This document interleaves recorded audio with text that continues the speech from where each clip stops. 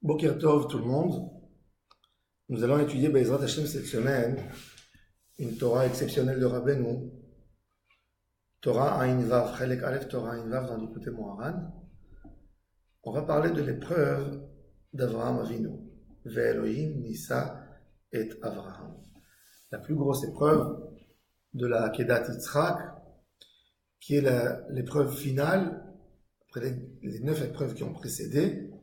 Il y a Kadosh Baruch Hu qui dit à Avraham, maintenant je sais qui irait Elohim Ata. On va avancer plusieurs notions avant de rentrer sur le texte. Donc ça sera des shiurim qui vont durer quelques jours. Et j'espère que Bezrat Hashem cette semaine, on finira cette étude de cette Torah, Torah Ayin Vav, qui est d'ailleurs une Torah très très profonde. Alors, Rabbeinu il amène au début de cette Torah, Torah Ayin Vav, Vayi achar hadevarim haele ve'Elohim nisa et Avraham, dans le livre de Bereshit, le 22e chapitre, l'histoire de la Hakeda. Rabbeinu ramène le Tikkunei Zohar. Tikkunei Zohar, c'est un des livres que Rabbi Shimon Bar Yochai a écrit, 70 commentaires sur le mot Bereshit, le premier mot de la Torah, Bereshit.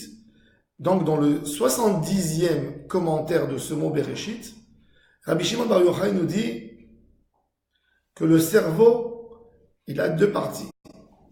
Misitra di yimina, mocha chivara ki kaspa. Du côté droit de l'homme, il y a le cerveau qui brille, qui a un reflet comme de l'argent qui brille.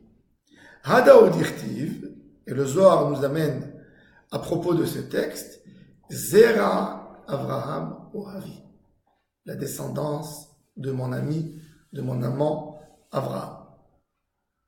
Quel rapport avec le cerveau qui brille comme de l'argent?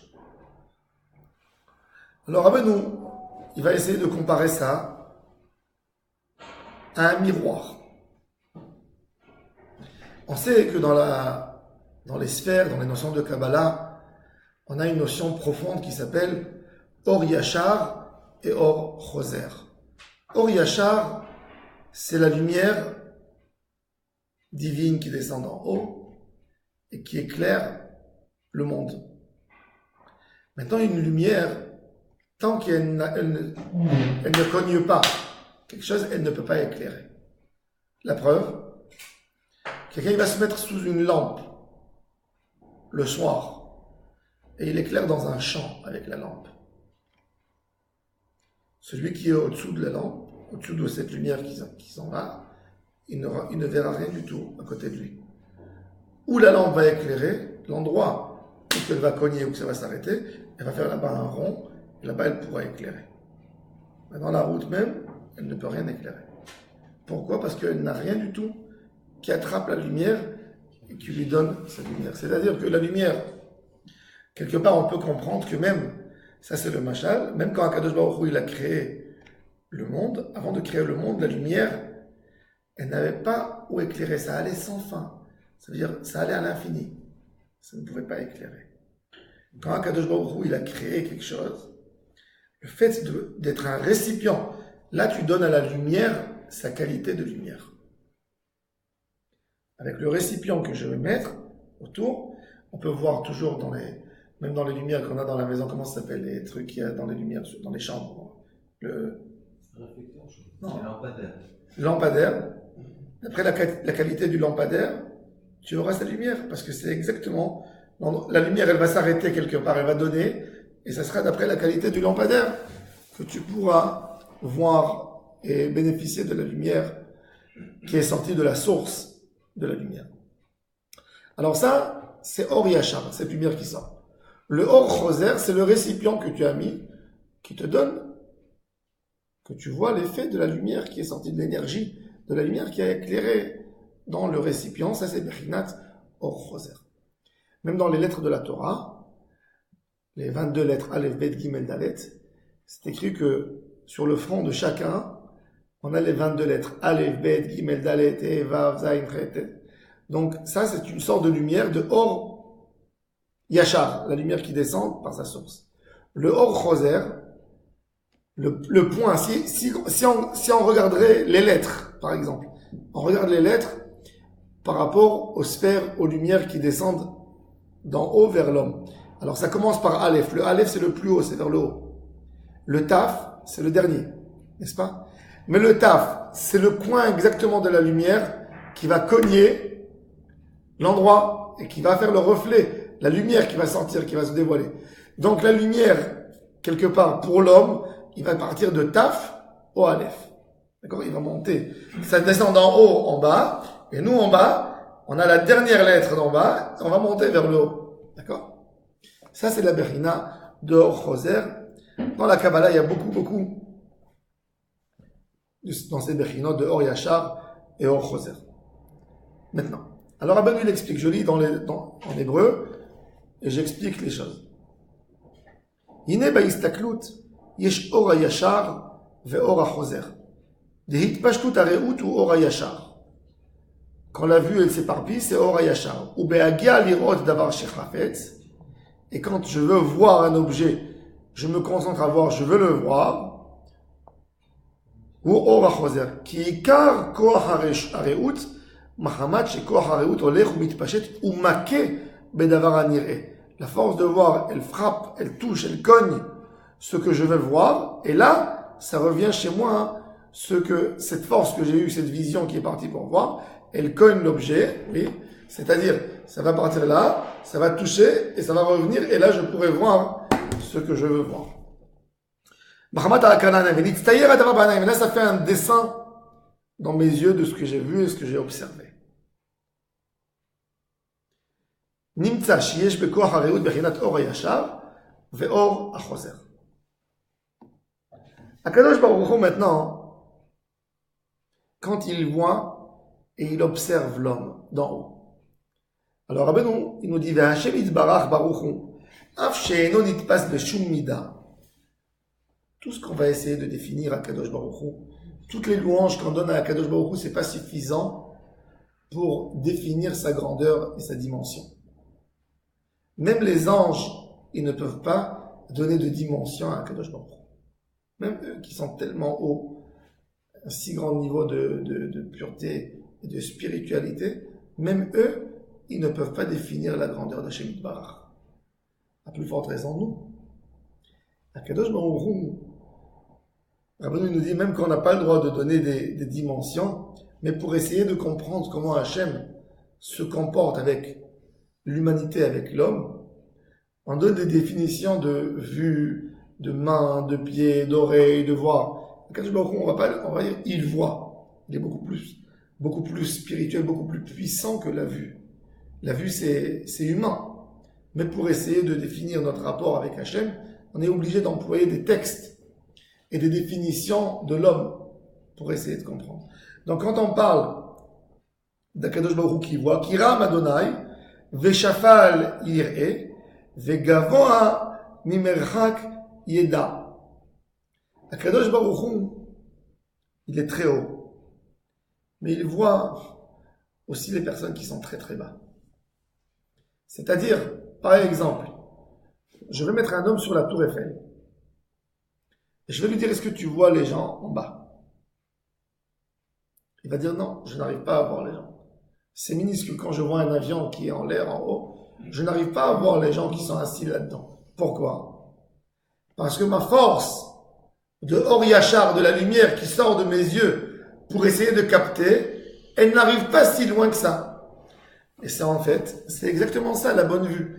Il y a des gens qui ont une bonne vue, qui n'ont pas abîmé les yeux, qui n'ont pas besoin de lunettes, etc., qui peuvent voir très très loin, et ce reflet et en fait, quand la vue, elle arrive, elle atteint son objectif qu'il veut voir, il a exactement les ondes qui reviennent vers lui, et il arrive à me définir ce qu'il a vu très loin.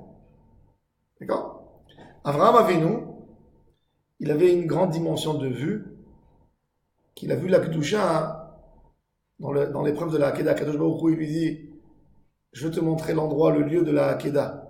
Donc il marche 3 jours avec Ishmaël et Eliezer et Yitzhak. 3e jour, Vaïssa Avraham et Navayar et Makom Merachok.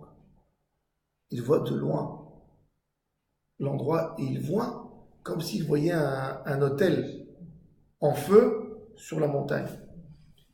Il dit à Eliezer et à Ishmaël, vous voyez quelque chose? On voit rien du tout. Il dit, restez là, ne montez pas avec moi. Vous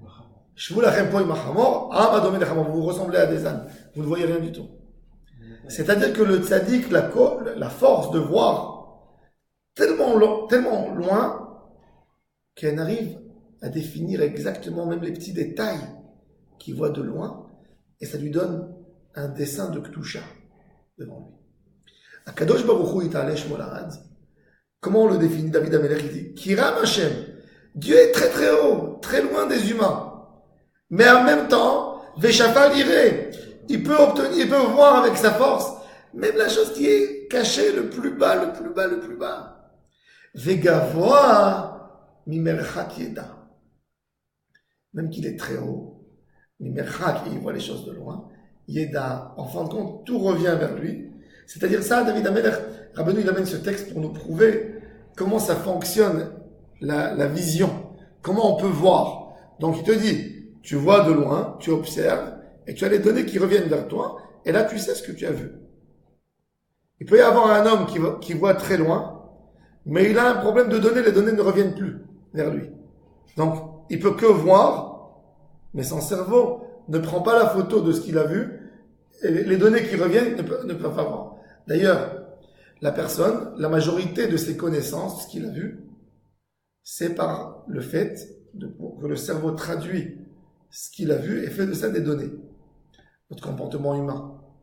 Il suffit de voir comment quelqu'un, il fabrique un meuble, je le vois, je pourrais rentrer chez moi à la maison et le refaire. Quand une femme, elle voit une autre femme qui fait une recette, qui fait une cuisson, elle a vu, quand elle a vu une manière de faire du tricot, de faire n'importe quoi, la vue, elle capte, elle fait le donné, elle fait la forme du dessin, elle redonne tous les données au cerveau et ça rentre, ça se traduit. C'est incroyable, ça veut dire cette force extraordinaire qu'on a dans les yeux de pouvoir voir quelque chose. D'ailleurs, même quelqu'un il lit une lettre, de traduire la lettre à des sentiments. On peut pleurer, on peut se réjouir d'un texte qu'on a lu, on peut rigoler. Oui, c'est la force de l'œil qui prend tous ces données, qui les traduit, qui fait de ça un dessin, une image qui rentre chez nous après dans notre cerveau. Pareil dans l'étude, ce qu'on observe avec les yeux, quelqu'un il peut lire quelque chose et il peut comprendre. Et ça rentre dans sa tête comme quelque chose d'absolu, de fort, d'une connaissance. Donc ça c'est la Bechina de Or Choser. Beaucoup de fois, c'est quoi? Quand quelqu'un il lit quelque chose et il n'a pas compris, ça veut dire qu'il n'a pas le côté Or Choser, il n'a que Or Yachar, il peut voir, mais il n'a pas cette capacité de pouvoir prendre les données qu'il a vues dans la feuille et que ces données reviennent vers lui et il les comprend et il rentre et il peut les garder dans son cerveau. Et c'est pour ça que Rabbeinu dit que des fois quand on fait passer quelque chose devant l'homme très très vite, il ne sait pas ce qu'il a vu.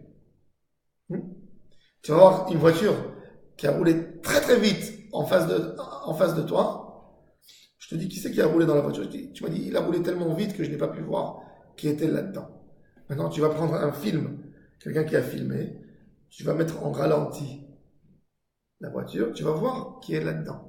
C'est-à-dire que la vitesse, j'ai eu un Or Yachar, mais tellement c'était vite que j'ai pas eu le temps d'avoir le Or Choser, la lumière qui est revenue pour pouvoir dire ce que j'ai vu. Mais ta Neshama en elle-même, elle a vu. Mais c'est à l'intérieur, c'est tellement profond qu'elle ne peut pas t'expliquer. C'est pour ça qu'on fait aujourd'hui, beaucoup de fois on fait de l'hypnose. Pourquoi? Le but de l'hypnose, c'est d'essayer d'amener la personne exactement au même moment et de lui redonner le Or Choser et il peut définir par sa bouche ce qu'il est en train de voir. Par exemple, quand il y a eu des cas des crimes et des choses comme ça, on fait de l'hypnose et la personne, il revient au même moment et il peut dire oui, je vois la personne, il a une chemise rouge, il a un chapeau bleu, il a un pantalon noir, il est comme ça, il est grand de taille, il est petit de taille. Comme ça, on arrive à essayer de faire.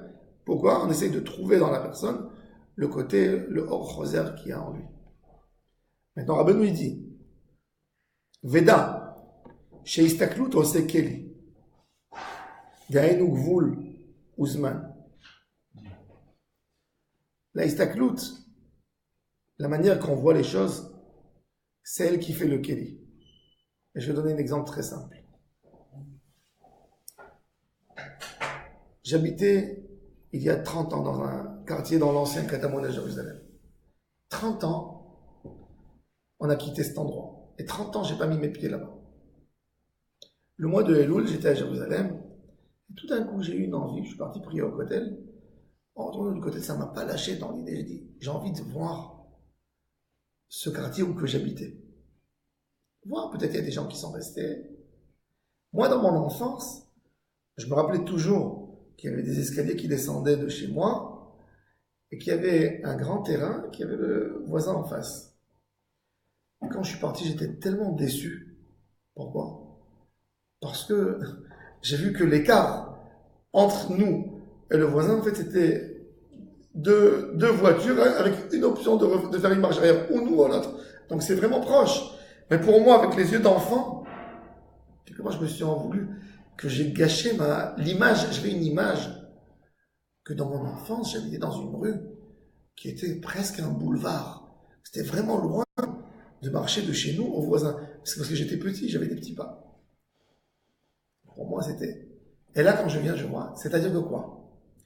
Que ma vision, quand j'étais enfant, elle a vu par rapport à mes capacités de mon corps. Mais maintenant, ma vision d'aujourd'hui, elle a donné une autre dimension.